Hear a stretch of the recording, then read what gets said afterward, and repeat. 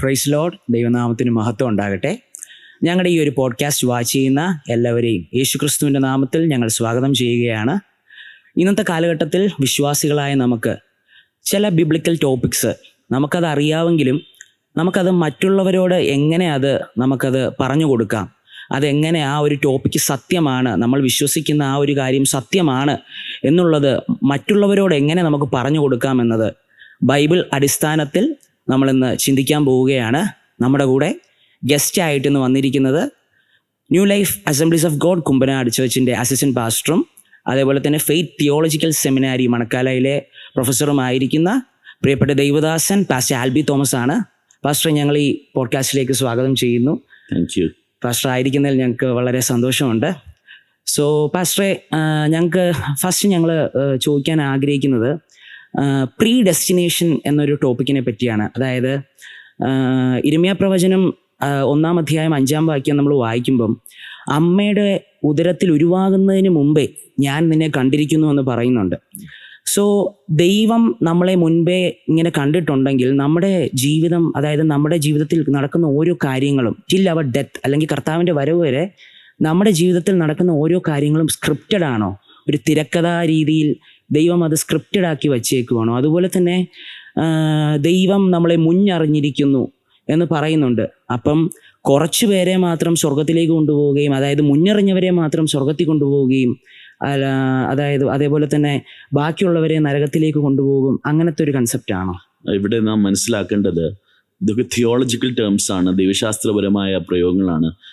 മുന്നറിവ്, മുൻനിയമനം.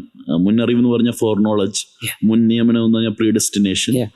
Mainly ലേഖനങ്ങളിൽ പൗലോസിന്റെ എഴുത്തുകളിലും പത്രോസിന്റെ എഴുത്തുകളിലൊക്കെ ഉള്ള ഒരു പ്രത്യേകമായ ഒരു പ്രയോഗമാണ് ഈ പ്രീ ഡെസ്റ്റിനേഷൻ. ബൈബിളിൽ ഉടനീളം ആശയമുണ്ട്.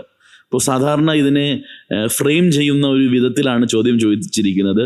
അപ്പോൾ ദൈവത്തിനെല്ലാം മുന്നമേ അറിയാം. സോ നമ്മൾ എടുക്കുന്ന തീരുമാനങ്ങൾ അല്ലെങ്കിൽ തെരഞ്ഞെടുപ്പുകൾ റിയൽ ആണോ? R choices real?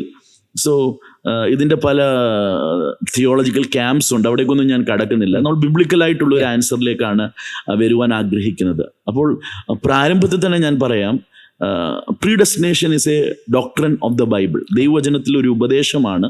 ദൈവം മുൻ നിയമിക്കുന്നു. റോമാലേഖനം 8:29 പറയുന്നത്, മുന്നറിഞ്ഞവരെ അവൻ മുൻ നിയമിച്ചു, മുൻ നിയമിച്ചവരെ വിളിച്ചു, വിളിച്ചവരെ നീതീകരിച്ചു, നീതീകരിച്ചവരെ തേജസ്കരിച്ചും ഇരിക്കുന്നു.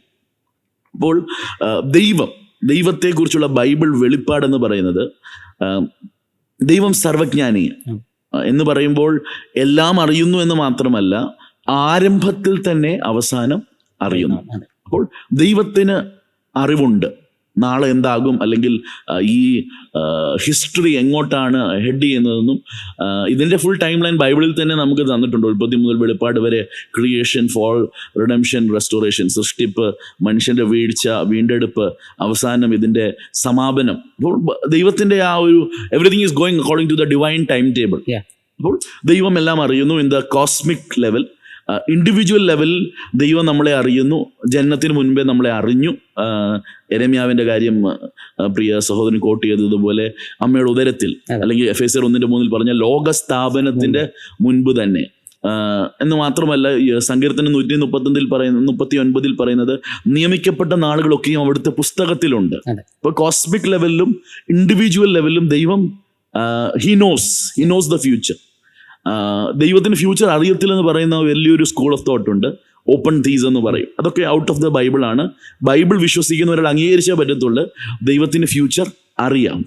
അപ്പോൾ ചോദ്യം ഇതാണ്, ദൈവത്തിന് ഫ്യൂച്ചർ അറിയാമെങ്കിൽ നമ്മുടെ ഓരോ തെരഞ്ഞെടുപ്പുകളും അത് റിയൽ ആകുന്നത് എങ്ങനെ, അല്ലെങ്കിൽ അത് വാസ്തവമായി നമുക്കൊരു ചോയ്സ് ഉണ്ടോ? അപ്പോൾ അത് വിശാലമായൊരു വിഷയമാണെങ്കിലും വെരി സിമ്പിളായിട്ട് പറഞ്ഞാൽ, ഇതൊരു സ്ക്രിപ്റ്റഡ് മൂവിയോ ഒരു നോവലോ ഒരു തിരക്കഥയോ അല്ല. ദൈവത്തിനറിയാമെന്ന് പറയുമ്പോൾ ദൈവമാണ് ആ ഒരു ചോയ്സിനെ നമ്മളെ കൊണ്ട് ചെയ്യിപ്പിക്കുന്നെന്ന് പറയുന്ന ഒരു ഡിറ്റർമിനിസം അല്ല ബൈബിൾ പറയുന്നത്. ബൈബിൾ പറയുന്നത് നമ്മുടെ ഓരോ ചോയ്സിനും ഓരോ തെരഞ്ഞെടുപ്പിനും നമ്മൾ റെസ്പോൺസിബിളാണ്. അപ്പം ദൈവത്തിനറിയാം, God sovereign, God knows, but man is responsible. നാണയത്തിൻ്റെ രണ്ട് വശങ്ങളാണ്. അപ്പോൾ എന്തുകൊണ്ടാണ് മനുഷ്യൻ സുവിശേഷത്തോട് പ്രതികരിക്കാന്ന് ചോദിച്ചാൽ, മനുഷ്യൻ ദൈവത്തെയും സുവിശേഷത്തെയും തള്ളിക്കളയുന്നതിന് ദൈവമല്ല ഉത്തരവാദി. യോഹന്നാൻ 5:39-40 വാക്യങ്ങൾ വരുമ്പോൾ മതപണ്ഡിതൻ, ബൈബിൾ സ്കോളേഴ്സായ യഹൂദന്മാരോട് യേശു പറയുന്നത്, നിങ്ങൾ തിരുവെഴുത്തുകളെ ശോധന ചെയ്യുന്നു, അതിൽ നിത്യജീവനുണ്ടെന്ന് നിങ്ങൾക്കറിയാം, പക്ഷെ ജീവൻ പ്രാപിക്കാൻ നിങ്ങൾ എൻ്റെ അടുക്കൽ വരുന്നില്ല. You are responsible. അപ്പം you are spiritually blind, you cannot see, but you are responsible. കാരണം നിങ്ങളുടെ ഉള്ളിലെ ഈവിൾ എന്ന് പറഞ്ഞാൽ നിങ്ങളുടെ ഉള്ളിലെ ദുഷ്ടതയാണ്, നിങ്ങളുടെ ആ ദുഷ്ടതയുടെ ആ ഔട്ട്കമാണ് നിങ്ങൾ എൻ്റെ അടുക്കൽ വരാത്തത്. ആ ഈവിൾ, ആ തിന്മ, ആ പാപം, അതിൻ്റെ പരിഹാരം എൻ്റെ അടുക്കലാണ്. പക്ഷെ നിങ്ങൾ അതിൻ്റെ അടിമത്തത്തിലാണ്. അത് കർത്താവ് വ്യക്തമായി വിളിച്ചു പറയും. അപ്പോൾ ഇവിടെ ദൈവത്തിൻ്റെ അറിവും മനുഷ്യൻ്റെ ഉത്തരവാദിത്വവും പറയുമ്പോൾ വില്ല് എന്നൊരു വിഷയമുണ്ട്. അപ്പോൾ ഈ വില്ല് നമ്മൾ മനസ്സിലാക്കണം എന്ന് പറയുമ്പോൾ, നമ്മുടെ ഹിതം അല്ലെ നമ്മുടെ ചോയ്സ്. തോട്ടത്തിൽ മാൻ had A choice in the garden of Eden. അപ്പം മനുഷ്യൻ ചൂസ് ചെയ്തതാണ് ദൈവത്തെ കൂടാതിരിക്ക് ജീവിക്കണം.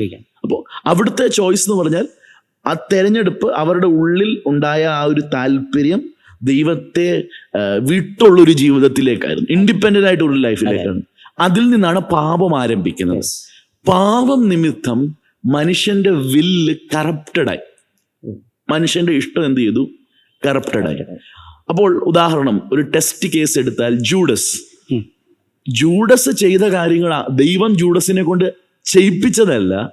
ജൂഡസ് പാപിയായി ജനിച്ചതുകൊണ്ടും ആദാമ്യ കുലത്തിൽ പിറന്നതുകൊണ്ടും മനുഷ്യന്റെ എല്ലാ ചിന്തകളും ബാല്യം മുതൽ ദോഷമേറിയതായതുകൊണ്ടും ദൈവം യൂദസിനെ കൊണ്ടൊന്നും ചെയ്യിപ്പിക്കേണ്ട.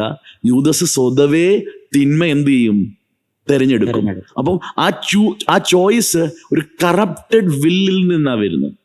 അതിന് ദൈവം ഉത്തരവാദിയല്ല, ദൈവം റെസ്പോൺസിബിൾ അല്ല. പക്ഷെ യൂദസ് ഇത് തെരഞ്ഞെടുക്കുമെന്ന് ദൈവത്തിന് അറിയാമോ? അറിയാം. ദൈവത്തിന്റെ സർവ്വജ്ഞാനത്തിൽ ഇതറിയാം. പക്ഷെ യൂദസ് എന്തുകൊണ്ടാണ് തെരഞ്ഞെടുത്തത്? ദൈവം യൂദസിനെ കൊണ്ട് ചെയ്യിപ്പിച്ചത് കൊണ്ടല്ല യൂദസ് അങ്ങനൊരു തെരഞ്ഞെടുപ്പിന് മുതിരുന്നത്. യൂദസ് പാപത്തിൽ പിറന്നവനും പാപത്തിന് തൻ്റെ ഇഷ്ടവും തൻ്റെ ഹിതവും തൻ്റെ ഇന്ദ്രിയങ്ങളും വിറ്റുകൊടുത്തവനും ആയതുകൊണ്ട് ആ തെരഞ്ഞെടുപ്പുകൾ എന്ത് ചെയ്തു? സമയാസമയങ്ങളിൽ വെളിപ്പെട്ട് വന്നു. ദൈവത്തിന് അത് മുന്നമേ അറിയാമായിരുന്നു. അതിനുള്ള അവസരങ്ങൾ അവൻ ഒരുക്കി കൊടുത്തു. പക്ഷെ ആ കറപ്റ്റഡ് വില്ലിൽ നിന്ന് തിന്മയാണ് എന്ത് ചെയ്യുന്നത്? കർത്താവ് പറഞ്ഞ വൃക്ഷത്തെ ഫലത്താൽ അറിയാം. അപ്പോൾ വൃക്ഷം കറപ്റ്റായത് കർത്താവിൻ്റെ. ഇപ്പം മനുഷ്യനിൽ പാപമുള്ളതും പാപത്തിൽ മനുഷ്യൻ പ്രതികരിക്കുന്നതിനും മനുഷ്യനാണ് ഉത്തരവാദി. അപ്പോൾ ആ പാപത്തിൽ കിടക്കുന്ന മനുഷ്യന് കൃപയുടെ വഴിയും സാധ്യതയും നിറവും, അല്ലെങ്കിൽ ആ കൃപയിൽ കൂടിയുള്ള രക്ഷയും ക്രൂശിൽ കൂടി ലഭിക്കുക. Without the cross, without the gospel, യേശുവിൻ്റെ പാപപരിഹാര യാഗം കൂടാതെ മനുഷ്യൻ തിന്മ എന്ത് ചെയ്യത്തുള്ളു? അതിന് ദൈവം എന്തല്ല? ഉത്തരവാദിയല്ല.